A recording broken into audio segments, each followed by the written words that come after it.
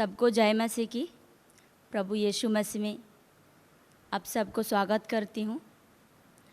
और मैं पहले प्रभु का धन्यवाद करना चाहूँगी कि प्रभु ने मेरे लिए ये सुंदर अवसर को दिया है। सच में मैं प्रभु को कैसे महिमा करूँ, प्रभु का मेरे पास शब्द नहीं है। मैं प्रभु को दिल से धन्यवाद करना चाहती हूँ और प्रभु का आभारी हूँ क्योंकि प्रभु ने मुझे चुना है। मुझे पता है मेरा औकात क्या है। मेरा औकात कुछ भी नहीं है, सुनने से भी कम है, लेकिन फिर भी प्रभु ने मुझे चुना है आज। इसके लिए मैं प्रभु का कोटि कोटि बार धन्यवाद करती हूँ। आइए पहले छोटी सी दुआ करेंगे। धन्यवाद पिता परमेश्वर, धन्यवाद पुत्र परमेश्वर, धन्यवाद पवित्र आत्मा परमेश्वर। पिता पुत्र पवित्र आत्मा के पवित्र नाम से खुदावन प्रभु आपके चरणों तले आती हूँ। प्रभु जी पिता परमेश्वर, आप मुझे जानते हैं, मेरा योग्यता क्या है वो भी जानते हैं कि मैं सुनने से भी कम हूँ, फिर भी आपने मुझे चुना और आपका संतान होने का अधिकार दिया। पिता दिल से धन्यवाद करती हूँ। प्रभु जी यहाँ पे जो भी वचन हो केवल आपकी महिमा के लिए हो। पिता मैं अपना जीव आत्मा शरीर प्राण पूर्ण रीति से आपके पवित्र चरणों में समर्पित करती हूँ।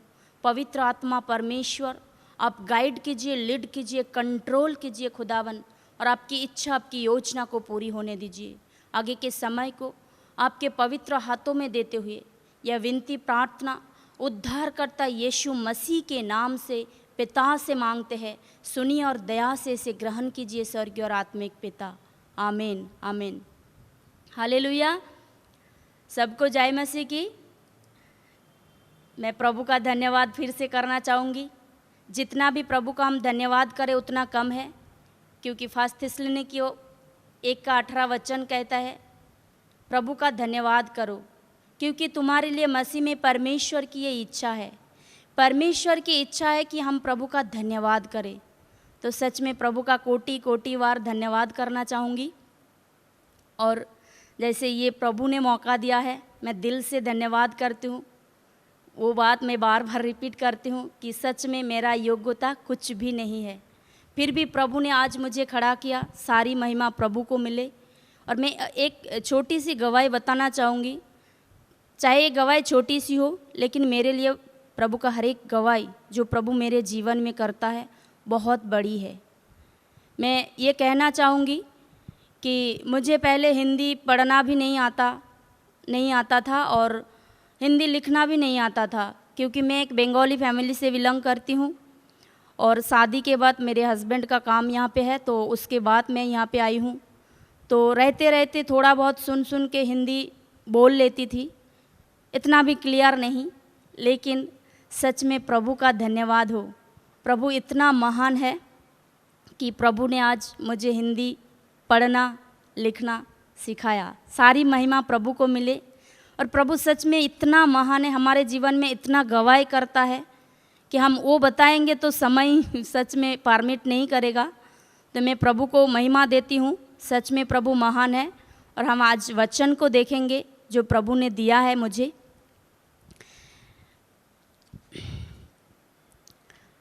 आज वचन में हम 3 बात को देखेंगे। सच में हमारी बहुत से भाई है, बहनें हैं, कलीसिया में एल्डर सिस्टर है, एल्डर लीडर है, हमारे पास्टर जी है, बहुत उत्तम रीति से हमें वचन का शिक्षा देते हैं। तो सच में प्रभु का वचन इतना उत्तम है। वचन में लिखा हुआ मध्य से भी मीठा है। जब आप वो शिक्षा को प्राप्त करेंगे तभी आपको वो मध्य से मीठा लगेगा। हालेलुया।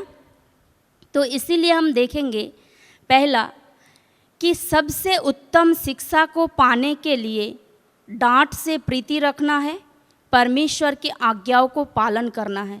ये 2 बात पहले हम देखेंगे। लास्ट में और भी एक बात देखेंगे। सबसे उत्तम शिक्षा पाने के लिए डांट से प्रीति रखना है और परमेश्वर की आज्ञाओं को पालन करना है। हालेलुया। सबसे उत्तम शिक्षा क्या है? परमेश्वर का वचन। परमेश्वर का वचन का शिक्षा जो हमें प्राप्त करनी है रोज दिन व प्रतिदिन, और वो हम करते हैं। ये प्रभु का अनुग्रह है जो हम वो शिक्षा को प्राप्त कर रहे हैं। हालेलुया। तो वो शिक्षा को प्राप्त करने के लिए डांट से प्रीति रखना है। हालेलुया।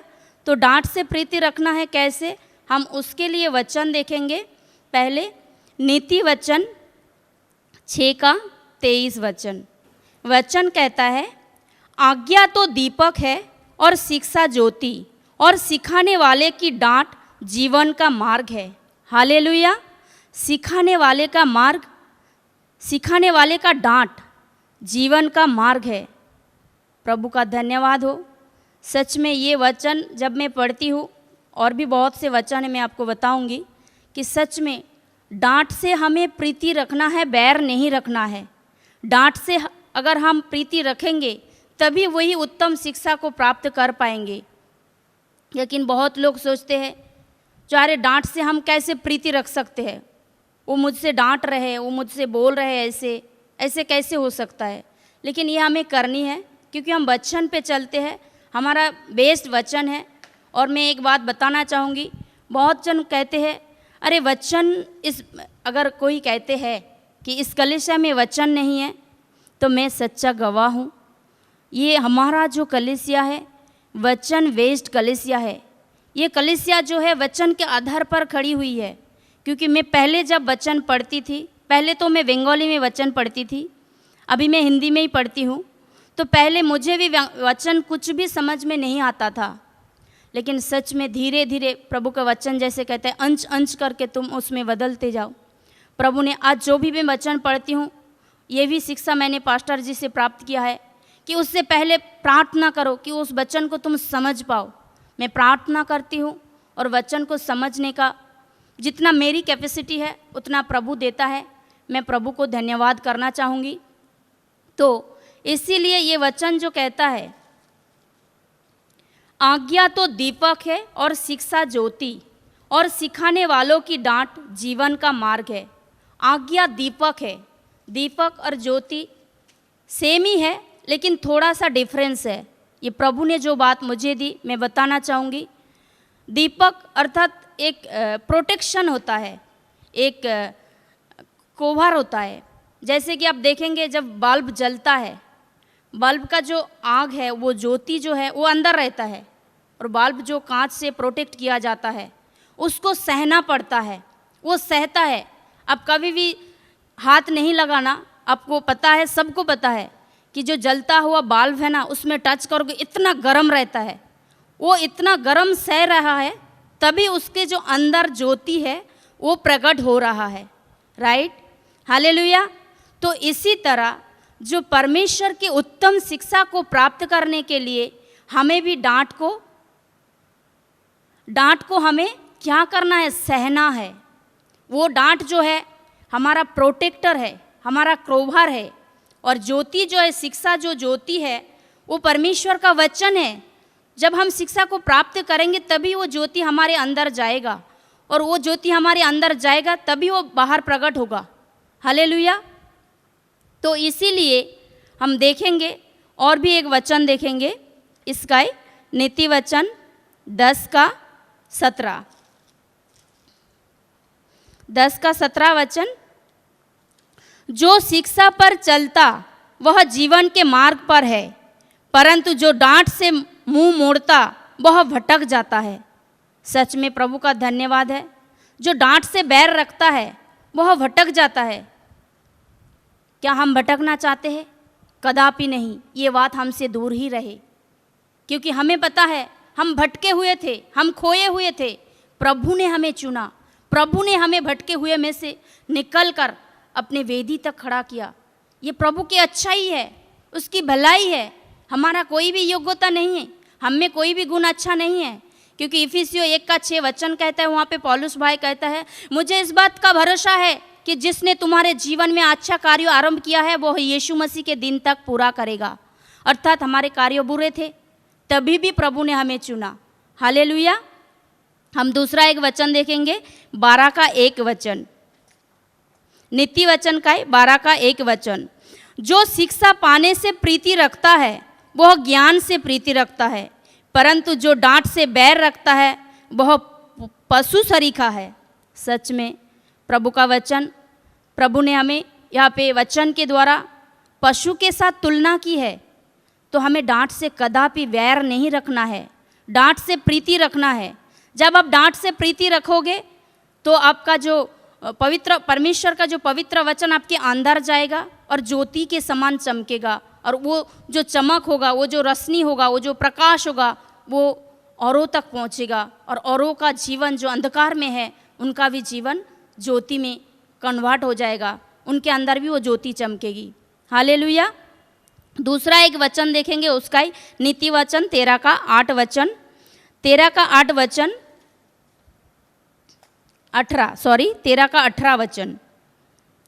जो शिक्षा को सुनी अनसुनी करता वह निर्धन होता और अपमान पाता, परंतु जो डांट को मानता उसकी महिमा होती है। हालेलुया। जो शिक्षा को सुनी अनसुनी करता वह निर्धन होता और अपमान पाता है। क्या हम निर्धन है? प्रभु का वचन कहता है वो धनी होकर भी हमारे लिए निर्धन बना, ताकि उसके निर्धन होने से हम धनी बन जाए। और वचन में से फर्स्ट कोरिन्थियों 1 अध्याय में लिखा हुआ है कि हम केवल पैसों से ही धनी नहीं बने, क्योंकि आज आप दुनिया में देखोगे, पूरे इंडिया में भी देखोगे, बहुत से रईस लोग हैं, करोड़पति, अरबपति, खरबपति है। हम उसके सामने पैसों से कुछ भी नहीं है।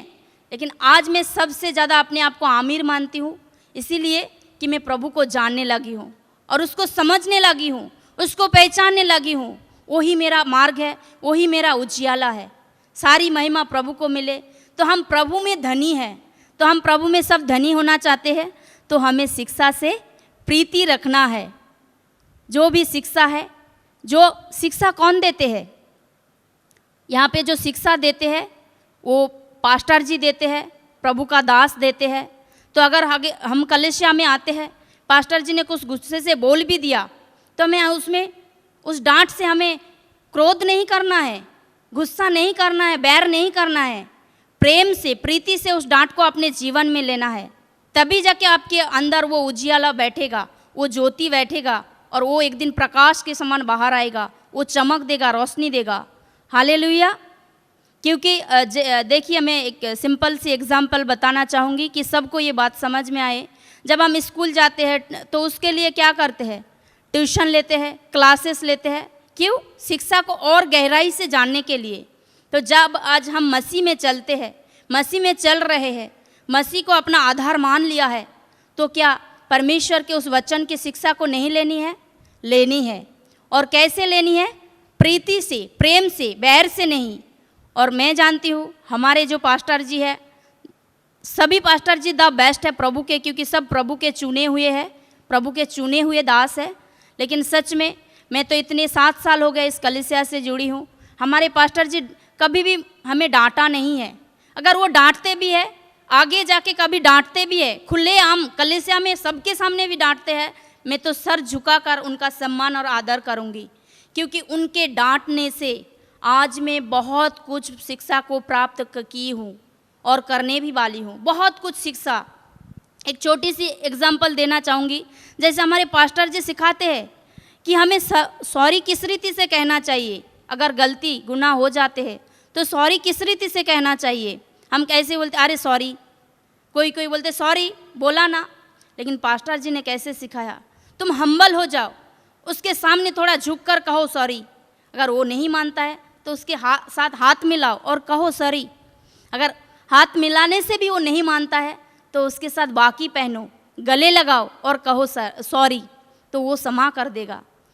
तो ये छोटी सी बात मैं इसीलिए बता रही थी क्योंकि एक दिन मेरे हस्बैंड जब बरसात के टाइम था, वो छाता लेके जा रहे थे, तो उसने ये जो शिक्षा है कलीसिया से ही प्राप्त किया है कि एक व्यक्ति खड़ा था दुकान के सामने, कंदा बटाटा वाला कुछ था, और वो जो जा रहा था बरसात के टाइम, तो थोड़ा खड्डा था, तो उसने थोड़ा सा ऐसे पैर ऊपर करके जाना चाहा, तो छाते का जो नोक होता है, कोन जो होता है, उसको ऐसे थोड़ा लग गया।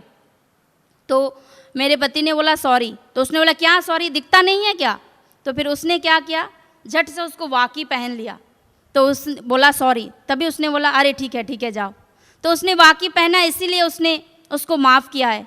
नहीं तो हो सकता है उसको एक थप्पड़ लगा सकता था, कुछ भी कर सकता था, क्योंकि मनुष्यों का भरोसा नहीं है। हालेलुया। तो सच में मैं प्रभु का धन्यवाद करना चाहूँगी। और भी बहुत से वचन हैं जो शिक्षा के बारे में है। नीति वचन का ही 15 का हम 5 वचन देखेंगे, 15 का 5 वचन। हालेलुया। मूर्ख अपने पिता की शिक्षा का तिरस्कार करता है, परंतु जो डांट को मानता वह चतुर हो जाता है। और वचन कहता है, तुम सांप के समान चतुर और कबूतर के समान भोले बनो। तो हमें शिक्षा को पाने के लिए डांट से प्रीति रखना ही है। हालेलुया। उसी नीति वचन का 25 का 22 वचन देखेंगे, 25 का 12 वचन देखेंगे। 25 का वचन 12, वहाँ पे वचन कहता है, जैसे सोने का नथ और कुंदन का जेवर अच्छा लगता है, वैसे ही मानने वालों के कान में बुद्धिमान की डांट भी अच्छी लगती है। हालेलुया। क्या हमारा पास्टर जी बुद्धिमान है? हाँ है, क्योंकि वो अपने बुद्धि से नहीं चलता है ना, क्योंकि वो तो परमेश्वर के बुद्धि से चलता है। और परमेश्वर का बुद्धि सबसे उत्तम है, जो ऊपर से आता है, जिसमें कोई भी कपट नहीं, जिसमें कोई भी डाहा नहीं, जिसमें कोई भी निंदा नहीं। तो हालेलुया। चाहे हमारे पास्टर जी डांटे, कुछ भी करे, हमें उनका रेस्पेक्ट करना है, आदर करना है, सम्मान करना है। जब आप ऐसा करेंगे तभी आप और गहराई की शिक्षा को प्राप्त कर पाएंगे। हालेलुया। और एक वचन देखेंगे, नीति वचन 27 का 5 वचन।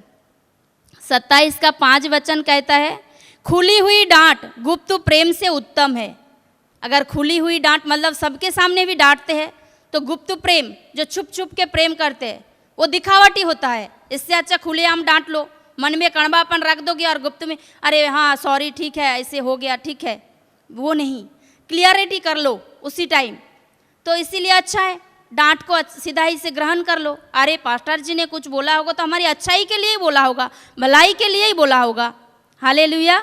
सबको जय मसीह की। और भी बहुत से डांट के वचन हैं, लेकिन समय कम होने के कारण मैं थोड़ा जल्दी जाऊंगी। जैसे 29 का एक वचन, नीति वचन का 29 का 1, जो बार बार डांटे जाने पर भी हट करता वह अचानक नष्ट हो जाएगा और उसका कोई भी उपाय काम ना आएगा। हालेलुया। क्या हम चाहते हैं हमारा कोई भी उपाय काम ना आए और हम हट से नष्ट हो जाए? कदापि नहीं, क्योंकि हम परमेश्वर की महिमा करना चाहते हैं, परमेश्वर की बढ़ाई करना चाहते हैं। तो इसीलिए सच में हमें डांट से प्रीति रखना है, बैर नहीं रखना है। और 29 का 1 हो गया, 29 का 15 वचन भी हम देखेंगे कि छोड़ी और डांट से बुद्धि प्राप्त होती है, परंतु जो लड़का यूं ही छोड़ा जाता है वह अपनी माता की लज्जा का कारण होता है। संसार में भी देखेंगे, अगर बच्चे कोई गलती करते हैं, गुनाह करते हैं, तो हम उसको डांटते हैं, मारते हैं। क्या फिर उसके बाद हम बच्चों को गले नहीं लगाते हैं? क्या बच्चे घर छोड़ के चले जाते हैं? अगर कलीसिया में छोटी सी कुछ भी बात के लिए अगर प्रभु के दास ने हमें डांटा, तो क्या उस बात को लेके बैठे रहना है, कलीसिया नहीं आना है? ऐसा है? कदापि नहीं। क्योंकि जब हम बच्चों को डांटते हैं, हम सब बच्चे वाले बच्चों को डांटते हैं, तो बच्चे उसी टाइम फिर थोड़े टाइम के बाद भूल जाते हैं, मम्मी पापा को गले लगाते हैं। तो पास्टर जी जो हमारे शिक्षक हैं, तो हमें ऑलवेज उनका रेस्पेक्ट करना है, आदर करना है। चाहे वो कुछ भी बोले, हमारे भलाई के लिए ही होगा, क्योंकि वो जो बोलते हैं और वो जो करते हैं वो अपने से नहीं, परमेश्वर के ओर से करते हैं और परमेश्वर के ओर से बोलते हैं। हालेलुया। अभी दूसरा हम बात एक देखेंगे कि परमेश्वर के आज्ञाओं को मानना। परमेश्वर की आज्ञाओं को मानना, उसी में हमने देखा आज्ञा पालन करने से क्या होता है। आज्ञा तो दीपक है, हमने पहले ही देखा है। तो एक वचन देखेंगे, मत्ती का 19 का 16 वचन, मत्ती 19 का 16 वचन।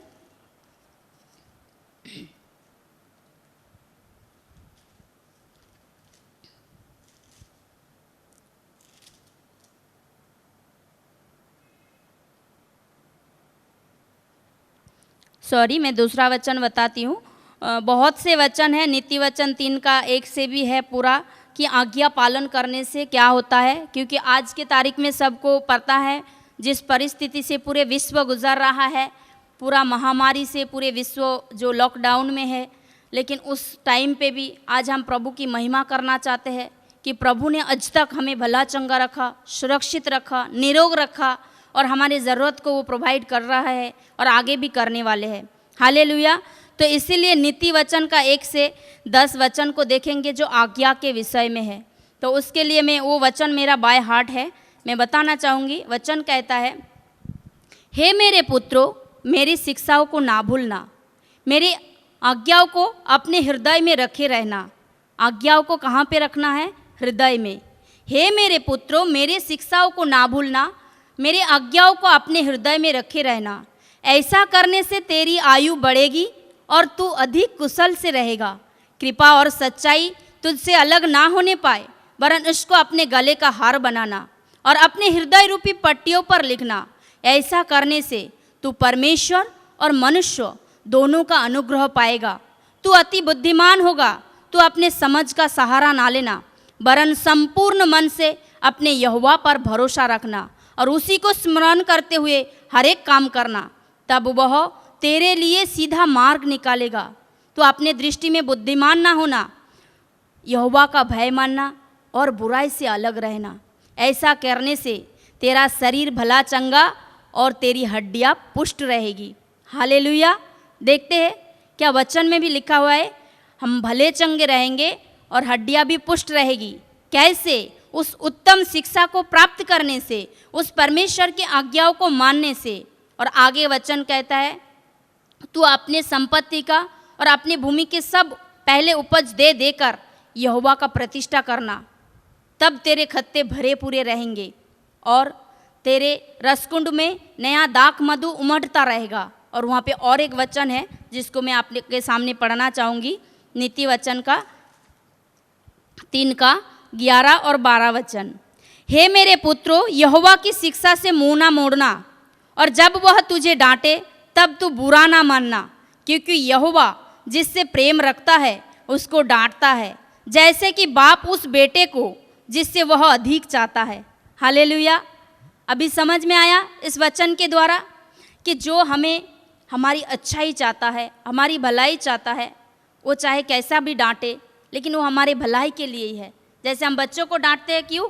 कि वो दोबारा वो गलती ना करे, दोबारा वो मिस्टेक्स ना करे। तो उसी तरह अगर हम कोई भी काम में गलती किए हैं, मिस्टेक्स किए हैं, कोई भी सेवा में भी हो, तो पास्टर जी ने डांटा, वो हमारे लिए उत्तम है। हालेलुया। हम दूसरा एक बात देखेंगे कि धीरज धरना, हमें धीरज भी धरना है, क्योंकि वचन कहता है मत्ती 10 का 22 शायद से कि जो अंत तक धीरज धरेगा उसी का उद्धार होगा। हालेलुया। ऐसा नहीं है कि हमने बपतिस्मा ले लिया तो हमारा उद्धार हो गया। बपतिस्मा लिया मतलब हमारा नया जन्म शुरू हुआ। तो नया जन्म, जो नए बच्चे होते हैं, क्या वो पैदा होके चलने लगते हैं, बोलने लगते हैं? नहीं, उसको धीरे धीरे जब पालन पोषण किया जाता है वो बढ़ता जाता है, फिर उसके बाद वो चलने लगते हैं, बोलने लगते हैं। तो उसी तरह जैसे हम प्रभु में नई सृष्टि है, वचन कहता है जो मसीह में है वो तो नई सृष्टि है, पुराने बातें बीत गई, देखो सब कुछ नया हो गया। तो मतलब सब कुछ जो है, हम शरीर से जो जन्मे थे, यीशु मसीह के वो जो पिता पुत्र पवित्र आत्मा के नाम से जो हम बपतिस्मा लिया, हम संसारिक जो अभिलाषा है, जो संसारिक बात है, उसको उसके साथ, उसके क्रियाओं के साथ मृत्यु साथ करते हैं और नया जन्म प्राप्त करते हैं। और धीरे धीरे जब हम मसीह में बढ़ते जाते हैं तो हमारा उस सिद्धता में, उस पवित्रता में, उस सच्चाई में, तो परमेश्वर हमें एक दिन निर्दोष निष्कलंक तैयार करके प्रभु यीशु मसीह परमेश्वर के सामने हमें खड़ा करेगा। हालेलुया। तो धीरज धरने से, जैसे अंत तक जो धीरज धरेगा उसी का उद्धार होगा, उसीलिए हम एक वचन देखेंगे, सबोपदेशक 10 का 14 वचन। सबोपदेश 10 का 14 वचन, सबोपदेशक 10 का 4 वचन। यदि हाकिम का क्रोध तुझ पर भड़के तो अपना स्थान ना छोड़ना, क्योंकि धीरज धरने से बड़े बड़े अपराध क्षमा हो जाते हैं। हालेलुया। यदि हाकिम का क्रोध तुझ पर भड़के तो अपना स्थान ना छोड़ना, क्योंकि धीरज धरने से बड़े बड़े अपराध रुकते हैं। अपराध हम कैसे करते हैं? अपराध हम बोलने से, आत्मा के द्वारा, शब्द से करते हैं, उसको कहते अपराध। और अधर्म जो है वो हम प्राणों के द्वारा, बुरे सोच विचार, बुरे भावनाओं से करते हैं। और जो अपराध होता है वो आत्मा के द्वारा बुरे शब्द कहने से होता है। इसीलिए जो याकूब 3 अध्याय में सच में जीव के बारे में जो टांग है उसमें कितना बला है, कितना भयंकर है, वो उसके बारे में लिखा हुआ है। बहुत से और भी पुराने नियम में भी ये जीव के बारे में वचन दिया गया है कि हमें उसकी चौकसी करना है, उसको अपने प्रभु के हाथों में समर्पित करना है ताकि वो कंट्रोल में रहे, कुछ भी ना बोले। तो सच में ये वचन जो कहता है, यदि हाकिम का क्रोध तुझ पर भड़के तो अपना स्थान ना छोड़ना, क्योंकि धीरज धरने से बड़े बड़े अपराध रुक जाते हैं। इसीलिए आप एक वचन देखेंगे, इफिसियों 4 का 29 वचन कहता है, कोई भी गंदी बात तुम्हारे मुंह से ना निकले, परंतु आवश्यकता के अनुसार वही निकले जो उन्नति के लिए उत्तम हो, उससे सुनने वालों पर अनुग्रह हो। सच में प्रभु का धन्यवाद है। आप ऐसा शब्द बोलो, चाहे आप घर में हो, रिलेटिव के इधर भी जा रहे हो, किधर भी जा रहे हो, ऐसा शब्द बोलो जिसमें जो सुनते हैं उनका हृदय छिद जाए। ऐसा शब्द हमारा होना चाहिए, लेकिन हमारा शब्द ऐसा नहीं होता है। मैं भी जानती हूँ, मैं किसी के ऊपर नहीं, मैं अपने ऊपर बोल रही हूँ। छोटी छोटी बातों को लेकर आज भी हमारे अंदर गुस्सा होता है, हम क्रोध करते हैं, लेकिन प्रभु का वचन कहता है तुम क्रोध तो करो परंतु पाप मत करो। सूर्य अस्त जाने तक तुम्हारा क्रोध समाप्त हो जाना चाहिए। हालेलुया। तो सच में परमेश्वर के वचन को हमें गहराई से समझना है। जब आप उस उत्तम शिक्षा को प्राप्त करने के लिए प्रीति रखेंगे, बैर नहीं रखेंगे, प्रेम रखेंगे, तो सच में परमेश्वर का जो वचन है आपके अंदर जाके फलवंत होता है। हालेलुया। तो इसीलिए इसका हम और एक वचन देखेंगे, मत्ती 12 का 37। मैं ये वचन इसीलिए पढ़ना चाहूँगी कि आपको कन्फर्म हो जाएगा कि हम शब्द कहने के द्वारा ही आत्मा में अपराध करते हैं, बोलने के द्वारा ही अपराध होता है। क्योंकि वहाँ पे वचन कहता है क्योंकि तू अपने बातों ही के कारण निर्दोष और अपने बातों ही के कारण दोषी ठहराया जाएगा। हालेलुया। हम बातों ही के कारण दोषी और निर्दोष ठहरेंगे। जब परमेश्वर के नए आसन पे हम नए आसन के सामने हम खड़े होंगे तो हमने कैसा इस धरती पे रहते हुए कैसा बात किया है, कैसा बोला है, उस बातों ही के कारण हम दोषी या निर्दोष ठहराए जाएंगे। तो इसीलिए कोई भी बात बोलने से पहले हमें 1000 बार सोचना है, ऐसे ही कैसी भी बात नहीं निकालना है। हालेलुया। सबको जय मसीह की। मैं प्रभु का धन्यवाद करती हूँ, सच में जो प्रभु के उत्तम शिक्षा को आज हम प्राप्त कर रहे हैं। परमेश्वर महान है, सच में प्रभु इतना महान है, हमारे पास शब्द नहीं है उसका वर्णन करने का, क्योंकि वो इतना वचन कहता है परमेश्वर भस्म करने वाली आग है। वो इतने तेज से भरा हुआ है कि मनुष्य उसका दर्शन नहीं कर सकता, वो जल के राख हो जाएंगे, भस्म हो जाएंगे। जब इसीलिए मूसा ने पूछा था, हे प्रभु, झाड़ियों के पीछे जब भी प्रभु ने उसको दर्शन दिया था तो मूसा ने कहा, हे प्रभु मैं तुझे देखना चाहता हूँ। तो प्रभु ने कहा कि मनुष्य तो मेरा मुख का दर्शन करके जीवित नहीं रह सकता। तभी प्रभु ने उसको अपना पीठ दिखाया।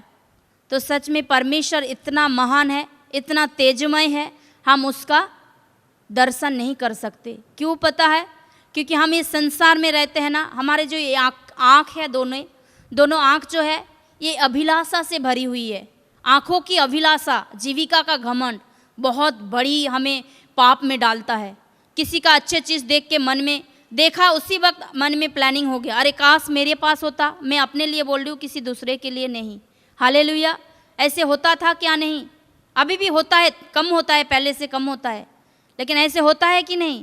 तो आँखों की अभिलाषा और जीविका का घमंड, अरे मेरे पास ये है, वो सब बातें जो है सच में हमें बहुत नीचे कर देता है। हमें परमेश्वर के वचन में रहना है, पवित्र मार्ग में चलना है, क्योंकि वचन कहता है यूहन्ना 14 का 6 वचन में प्रभु कहता है, मार्ग और सत्य और जीवन में ही हूँ, बिना मेरे द्वारा कोई भी पिता तक नहीं पहुँच सकता। हालेलुया। हमें अगर पिता तक पहुँचना है तो यीशु मसीह ही हमारा आधार है। हालेलुया। अब देखेंगे वचन में एक जगह पे लिखा हुआ है कुरिन्थियों में कि पहले ज़माने में जो फरीसी लोग थे वो लोग परमेश्वर के आज्ञाओं को मानते थे, सब कुछ करते थे, लेकिन वो लोग यीशु मसीह को नहीं मानते थे। क्यों नहीं मानते थे? वो लोग ऐसे सोचते रहे, ये तो मनुष्य है, इसका पिता क्या यूसुफ नहीं है, इसका माता क्या मरियम नहीं है, क्या ये इधर ही घूमते फिरते नहीं है? तो इसीलिए वो लोग यीशु मसीह को स्वीकार नहीं कर रहे थे, और इसीलिए उनके अंदर वो पर्दा आज भी पड़ा हुआ है। और हमारा जो अंदर वो पर्दा इसीलिए हट गया कि हमने यीशु मसीह को अपना व्यक्तिगत उद्धारकर्ता करके ग्रहण कर लिया। यीशु मसीह के द्वारा ही वो पर्दा हटता, नहीं तो नहीं। चाहे आप कितना भी परमेश्वर को मान लो, यीशु मसीह हमारा आधार है, उसको मानना ही पड़ेगा, क्योंकि वो मनुष्यों के रूप में इसीलिए आया कि मनुष्य को बता सके, लेकिन मनुष्यों ने उसको ग्रहण नहीं किया। इसलिए यूहन्ना 1 का वचन कहता है, आदि में वचन था, वचन परमेश्वर के साथ था, वचन ही परमेश्वर था, और जो कुछ उत्पन्न हुआ सब कुछ उसके द्वारा उसके लिए हुआ, जो कुछ उत्पन्न उसके बिना उत्पन्न नहीं हुआ। उसमें जीवन था और जीवन मनुष्य का ज्योति था। ज्योति अंधकार में चमकती है, परंतु अंधकार ने उसे ग्रहण नहीं किया। परंतु परमेश्वर की ओर से एक मनुष्य आ उपस्थित हुआ जिसका नाम यूहन्ना था।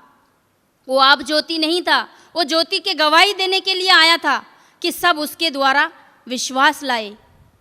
वो अपने घर आया, अपनों ने उसे ग्रहण नहीं किया। और आगे वचन कहता है, सच्ची ज्योति हर एक अंधकार को प्रकाशित करती है। जो जगत में आने वाली थी वो जगत में था, जगत उसके द्वारा उत्पन्न हुआ, लेकिन जब वो अपने घर आया अपनों ने उसे ग्रहण नहीं किया। आगे 12 वचन कहता है, परंतु जितनों ने उसे ग्रहण किया उसने उन्हें परमेश्वर की संतान होने का अधिकार दिया। हालेलुया! कि आज हम प्रभु यीशु मसीह को ग्रहण किए, उसके द्वारा हम परमेश्वर के संतान कहलाते हैं।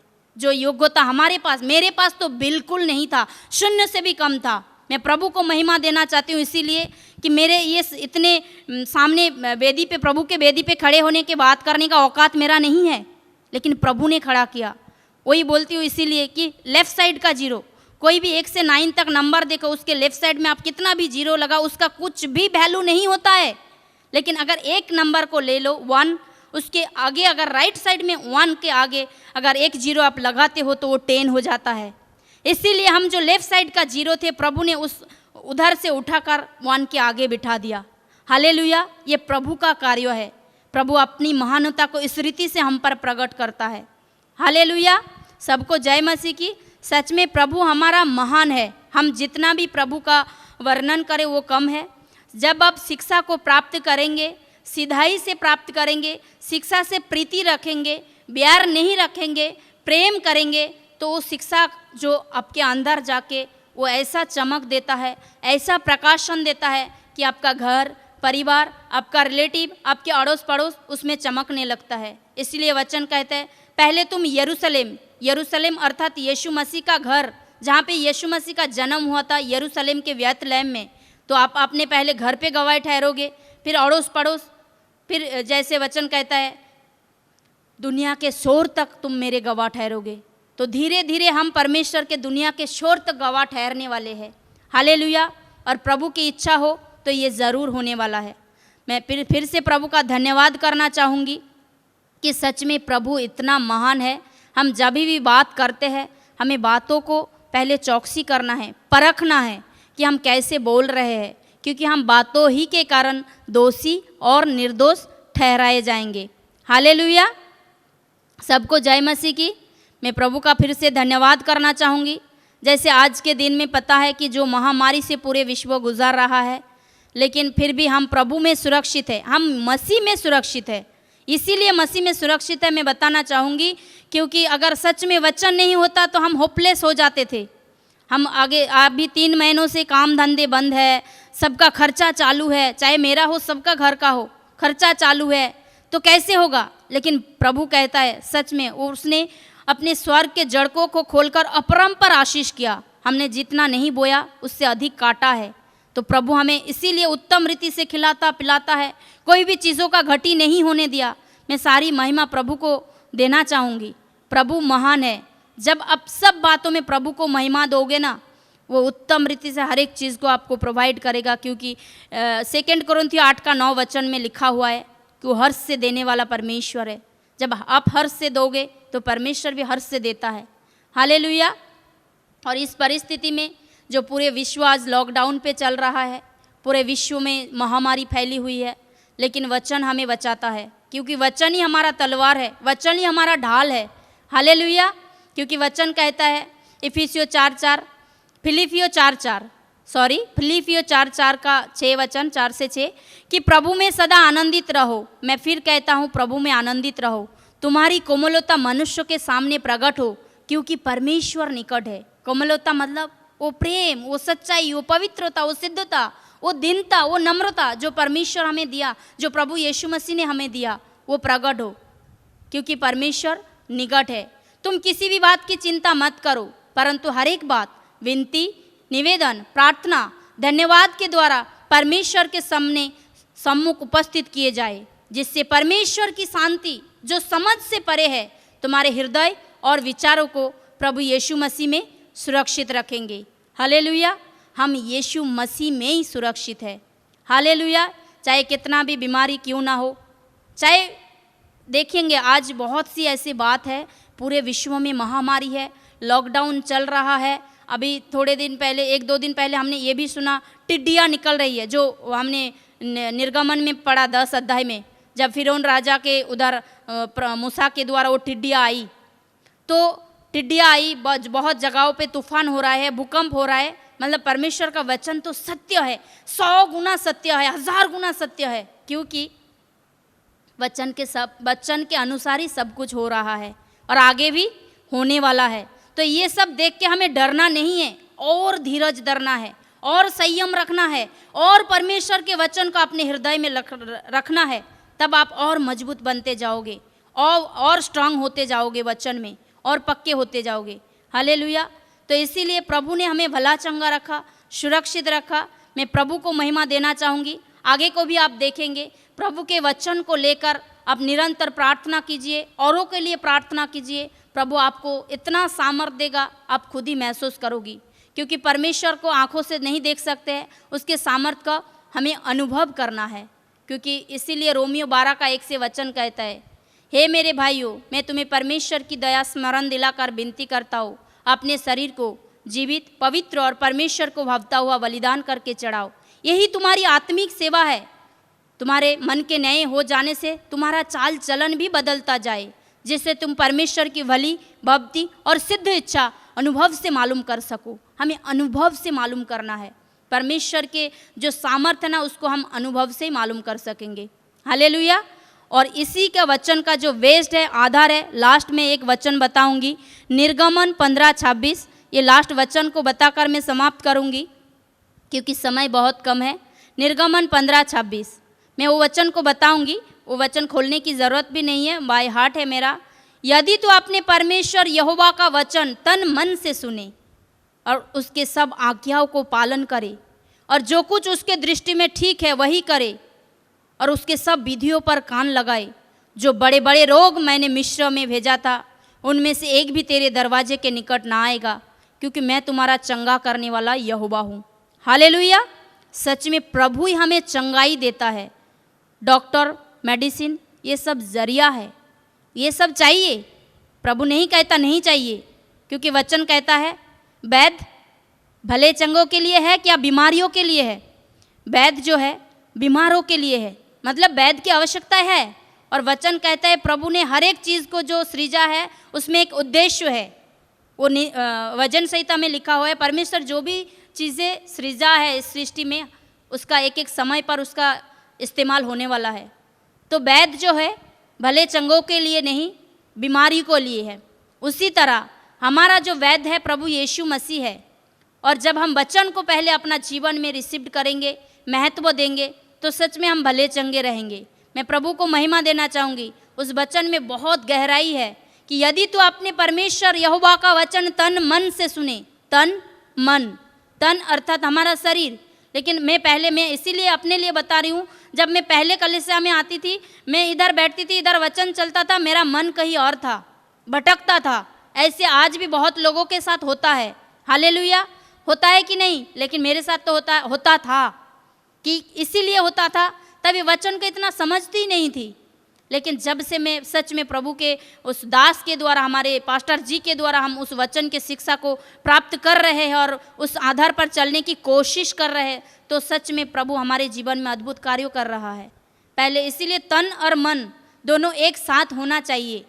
अगर हम तन में वचन पढ़ रहे हैं, मन भटक रहा है इधर उधर, हम इंडिया में बैठे बाहर कंट्री चले गए मन घूमने के लिए, ऐसे होता है, तो इसीलिए जब हम वचन पढ़ेंगे उससे पहले प्रार्थना करनी है, तन मन एक ही जगह पे सुरक्षित होना चाहिए। इसीलिए वचन कहता है यदि तो अपने परमेश्वर यहोवा का वचन तन और मन से सुने और उसके आज्ञाओं को पालन करे।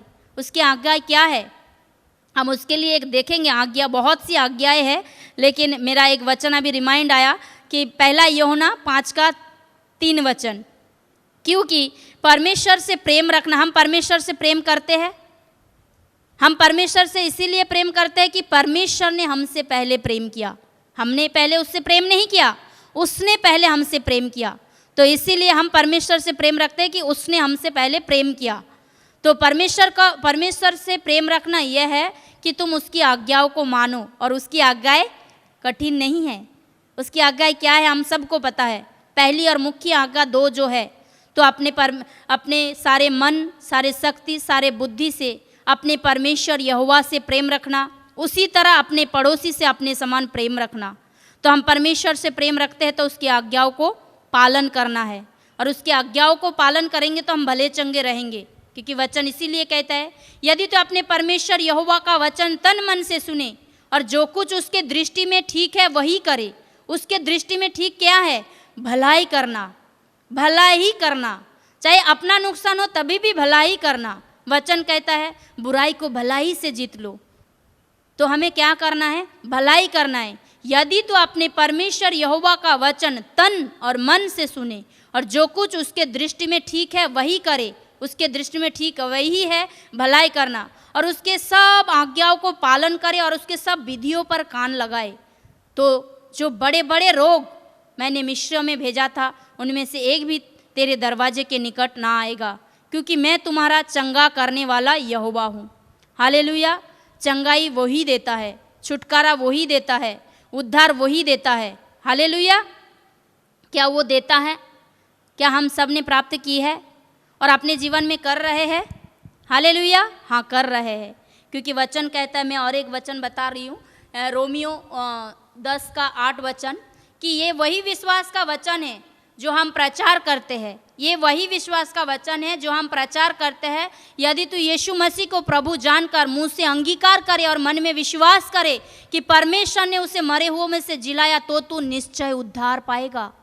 क्योंकि धार्मिकता के लिए मन से विश्वास किया जाता है और उद्धार के लिए मुंह से अंगीकार किया जाता है। और पवित्र शास्त्र ये कहता है जो कोई उसका नाम लेता है वह लज्जित ना होगा। हालेलुया। उसके नाम लेने से हम कदापि लज्जित नहीं होंगे, हम कदापि लज्जित नहीं होंगे। अगर लज्जित होना भी पड़े उसको भी हमें आनंद से सामना करना है। मैं तो ये मन में कहती हूँ, लेकिन ये प्रभु संभाले, क्योंकि जैसे पतरस भी कहा था, फिर भी प्रभु का 3 बार इनकार किया। इसीलिए मैं तो ये कहती हूँ, प्रभु चाहे कुछ भी परिस्थिति क्यों ना हो, मैं सामना करूँगी और आप ही मुझे सामर्थ दोगे। और चाहे लोग मुझे तुच्छ जाने, मुझे गाली दे, मुझे मारे, कुछ भी करे, अपने परिवार वाले जो भी करे, मुझे नफरत करे, तभी भी मैं आपके चरण में लिपटे चिपटे रहूँगी। क्योंकि सच में मैंने जो गुप्त धन को पाया है मैं वर्णन नहीं कर सकती। कैसे वर्णन करूँ उस महान परमेश्वर का जो आदि से था, जो है, जो आने वाला है, जो अल्फा और ओमेगा है, जो आदि और अंत है, जो सृष्टि के मालिक है।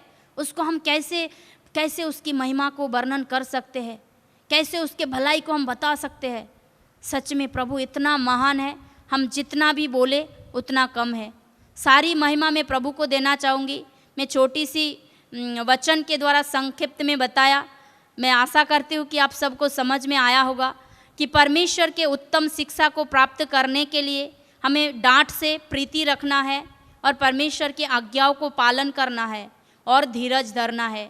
इन 3 चीज़ों के करने के द्वारा मैं आज भली चंगी हूँ, सुरक्षित हूँ, मेरा परिवार भला चंगा है, सुरक्षित है, और प्रभु ने हमें कुछ भी चीज़ों की घटी नहीं होने दिया।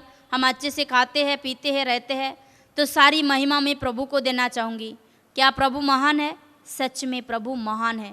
आगे के मैं समय को सच में प्रभु के हाथों में समर्पित करना चाहूँगी। ये सब वचनों के द्वारा, ये सब वचन जो है मेरे लिए भी है। मैं ऐसे नहीं है कि मैं बता रही हूँ और ये शिक्षा को मैं प्राप्त नहीं करूँ, इसके अनुसार मैं जीवन बिताने की कम से कम कोशिश करनी है, चौकसी करनी है। क्योंकि वचन कहता है यहोशू 1:8, व्यवस्था की ये पुस्तक तेरे चित्त से कभी ना उतरने पाए, रात दिन इसी में ध्यान दिए रहना, इसीलिए कि इसमें जो कुछ लिखा है ऐसा करने की तू चौकसी करे, कोशिश तो करे, ऐसा करने की तू चौकसी करे। हालेलुया। इसीलिए वचन में लिखा हुआ है कि व्यवस्था के ये पुस्तक तेरे चित्त से कभी ना उतरने पाए, रात दिन इसी में ध्यान दिए रहना, इसीलिए कि तू ये इसमें जो कुछ लिखा है ऐसा करने की तू चौकसी करे। ऐसा ही करने से तेरा सब काम सफल होगा और तू प्रभावशाली होगा। क्या मैंने तुझे आज्ञा नहीं दी? हिया बंद कर दृढ़ हो जा, भय ना खा, तेरा मन कच्चा ना हो, क्योंकि जहाँ जहाँ तू जाएगा वहाँ वहाँ यहोवा परमेश्वर तेरे संग रहेगा। हालेलुया। परमेश्वर हर जगह पे विराजमान है। वो सर्वशक्तिमान है, वो सर्वव्यापी है, वो सर्वज्ञानी है, वह सर्वसामर्थी है। हालेलुया। सारी महिमा प्रभु को मिले। सच में हम जितना भी वचन परमेश्वर का वर्णन करें वो कम है, लेकिन सच में एक बात मैं और भी बताना चाहूँगी, उसके बाद मैं समाप्त कर रही हूँ। इसीलिए बताना चाहूँगी क्योंकि बहुत बहनें भाई सोचते होंगे, अरे मुझे तो वचन इतना नहीं आता है, मैं कैसे बोलूँ, मैं प्रभु के राज्य के लिए कैसे सेवा करूँ, ऐसे होते हैं। लेकिन मैं आप सबको बताना चाहूँगी, प्रभु ने जिस चीज़ को चुना है ना, वो सब प्रभु के राज्य की सेवा कर सकते हैं। उसका सच्चा और ज़िंदा गवाह मैं हूँ। मैंने कभी भी नहीं सोचा था, मैं जब भी पहले आती थी, उसके बाद 1 2 3 4 महीने के बाद, 5 महीने के बाद या 6 महीने 1 साल के बाद ऐसे सोचती थी कि मैं वहाँ पे जाके स्तुति आराधना करूँ, गीत गाऊँ, प्रभु का महिमा करूँ, लेकिन ऐसे सोचती थी। लेकिन ऐसे नहीं सोचा था कि ये मैं प्रभु का वचन को बटोर पाऊँगी, क्योंकि वो जो परमेश्वर है ना, वो जो आग से भरा हुआ है ना, वो सच्चे जीवित परमेश्वर, धरती और आसमान उसका है, सृष्टि में जो भी है सब कुछ उसका है। हम तो सोचते हैं, हम लोग कहते भी है घर पे, ये मेरा है, ये कपड़े मेरा है, गहने मेरा है, घर मेरा है, गाड़ी मेरा है, बंगलो मेरा है, ये सब करते रहते हैं, लेकिन मेरा कुछ नहीं है, सब कुछ उसका दिया हुआ है। वो वचन में आप पढ़ेंगे ना, उसमें आपको पता चलेगा गहराई से। वचन संहिता नीति वचन आप पढ़िए, उसमें लिखा हुआ है कि जो कुछ है परमेश्वर का ही है, लेकिन हमने जो पाया है उसके अनुग्रह दया के कारण पाया है, तो ये हमारा कुछ भी नहीं है, उसने दिया है। आयुब राजा कहता है उसने दिया है, उसने लिया है, उसकी महिमा हो। जब भी प्रभु ने उसको इतना उसके जीवन में अलाउ किया था, दुख को, तकलीफ को, परेशानी को, बीमारी को, तभी भी उसने प्रभु की महिमा की। तो मैं प्रभु को महिमा देना चाहूँगी। जो भी भाई बहनें सोचते हैं कि मैं प्रभु के राज्यों की सेवा कैसे करूँ, मुझे तो वचन नहीं आता, मैं तो बोल नहीं सकती, सच में मैं नहीं बोल सकती थी, लेकिन प्रभु ने ऐसा जवान को मेरा खोला है। ये प्रभु की महिमा हो, उस परमेश्वर की महिमा हो, उस जीवित खुदा की महिमा हो कि प्रभु ने कहा, अरे बेटे बेटिया, तूने बहुत संसार में समय व्यर्थ गवाया है, क्योंकि सब कुछ व्यर्थ है। अभी जो पास्टर जी ने हमारा होमवर्क भी दिया है बाइबल स्टडी में, सभोपदेशक, उसमें जो मैंने रीड किया है, देखा सब कुछ व्यर्थ है। केवल क्या इस धरती पे रहते हुए भलाई क्या है? परमेश्वर की आज्ञाओं को मानना, भलाई करना, आनंद रहना, बस। परमेश्वर की आज्ञाओं को मानना, भलाई करना, हालेलुया, और आनंद रहना, सदा आनंदित रहना है। सबको जय मसीह की। इस पवित्र वचन के द्वारा प्रभु आप सबसे, मुझे, हमारी पूरी कलीसिया को आशीषित करे। हालेलुया। मैं एक छोटी सी दुआ करना चाहूँगी। धन्यवाद परमेश्वर पिता, प्रभु यीशु मसीह के पवित्र नाम से खुदावन आपके पास आती हूँ। धन्यवाद करती हूँ प्रभु आपकी उत्तमता के लिए, आपकी महानता के लिए जो आपने हम पर प्रकट किया है। प्रभु जी सारी बातों के लिए दिल से धन्यवाद करती हूँ। जो भी शब्द यहाँ से बोला गया मैं नहीं जानती प्रभु, यह आपकी इच्छा, आपकी योजना थी प्रभु। प्रभु जी इन वचनों के द्वारा हर एक भाई बहन फलवंत होने पाए प्रभु, और हम भी और फलवंत होने पाए प्रभु, और आपकी महिमा करें प्रभु जी। आप हमारी कलीसिया को सुरक्षित रखा, इसके लिए धन्यवाद करती हूँ। हमारी आत्मिक उन्नति हो, हमारी कलीसिया की आत्मिक उन्नति हो। सारे एल्डर, लीडर, ब्रदर, सिस्टर, सारे सेवादारी टीम को और हमारे कलीसिया की सारी मंडलियों को, सारे परिवारों को प्रभु आप आपके शांति, आपका प्रेम और आपके विश्राम से भरिए प्रभु। जिनके जो भी ज़रूरतें हैं, आवश्यकता है प्रभु आप जानते हैं। आप आपके स्वर्ग के झड़कों को खोलकर सबों पर अपराम पर आशीष कीजिए खुदा, ताकि सबकी ज़रूरतें आपके भंडार से पूरी हो और आपकी बड़ी महिमा हो पिता। हाँ मेरे राजा, अपने हमें अब तक भला चंगा रखा, इसके लिए धन्यवाद करती हूँ। मैं मांगती हूँ हमारे पास्टर जी दिनेश चावला, हमारे पास्टर जी सुहास गायकड़, और जिनके द्वारा हम वचन के शिक्षा को प्राप्त करते हैं, उन सभी पास्टरों को और उनके पूरे परिवार को प्रभु जी आपके पवित्र हाथों में देती हूँ। उनके प्रभु जी जो भी ज़रूरत है आपके स्वर्गीय भंडार से पूरी हो। उनके परिवार के चारों ओर आपके लहू के बाड़ा दूतों का पहरा रखते हैं प्रभु जी।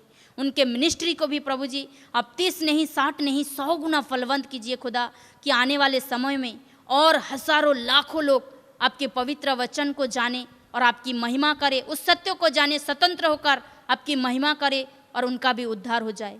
दिल से धन्यवाद करती हूँ पिता हर एक बातों के लिए। आगे के समय को आपके पवित्र हाथों में देती हूँ।